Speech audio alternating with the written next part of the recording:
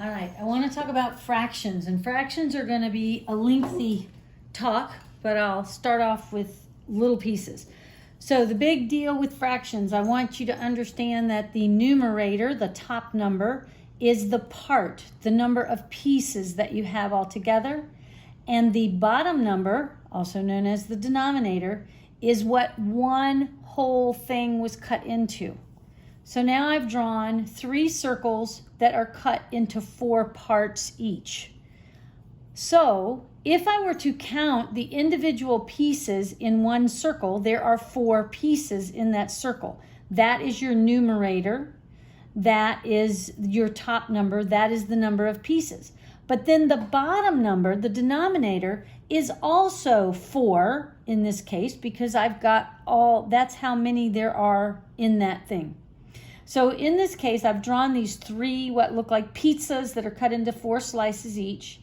And I have a 4 in the numerator, then the fraction bar, then a 4 in the denominator. And I have each of those put together. Now, if I put a plus sign between each one of those, I could actually add them together. But when you are adding fractions, you can only do this, either add or subtract, if your denominators are the same. So because I have 4s in the bottom, they remain the same. They go straight across and it stays the number 4. But the numerator is what you are allowed to add up as long as your denominator is the same. So in this case, I have a 4 plus a 4 plus a 4 gives me 12 total pieces. Well, I mentioned on a previous video that every fraction is a division problem, and it would be read as 12. Then you've got the fraction bar over the 4, so it would be read as 12 divided by 4. How many times does 4 go into 12? It goes in there 3 whole times. Well, that's what my picture is showing. I had 3 whole pizza pies. I had all of the pieces there. So my top number 12, my numerator, is representative of all the pieces that I have involved. My bottom number is only the number of pieces in one whole pie. Not all of the pies at one time, but only one whole pie. So now let's go to another scenario, and I've got more pizzas drawn, and I've actually drawn a total of 5 circles or 5 pizzas. I've divided them again into 4 parts each, so my denominator is the number 4. There's no doubt about that. But then I have colored in the first pizza, I have colored 2 slices. Those are representative of the slices that I have left. You know, you have a party and you have your pizza and you have some pizza left over and you don't want to keep all of the different boxes, and so you want to consolidate it into a couple of boxes. So this is what we're going to try to do, is combine these pizzas and see how many whole pizzas I get in the end of this. So in my first pizza, I had 2 slices out of the 4 that were colored. The next pizza, I only have 1 slice colored. The next pizza, I have 2 slices. The 4th one, I have 1 slice. And the last one, I have 3 slices. So when I add these up, I told you they were all cut into fourths.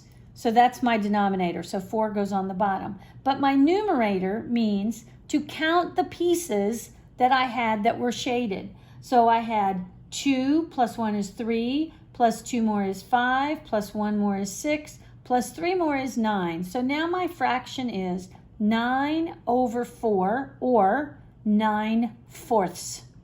It is also 9 divided by 4. How many times will 4 go into 9? It goes in there 2 times, and 2 times 4 is 8. And when you have 9 minus 8, I have 1 piece left over. And that is how I got this new mixed number of 2 1/4.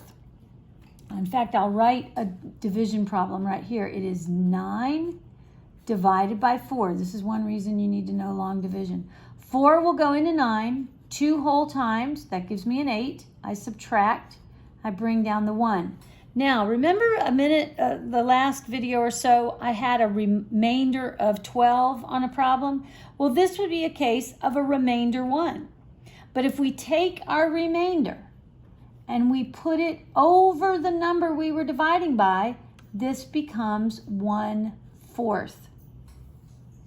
which later on when we do division, you'll see how 1/4, excuse me, not division, but decimals, how 1/4 is equivalent to a specific decimal. So 9/4 is exactly the same as 2 1/4.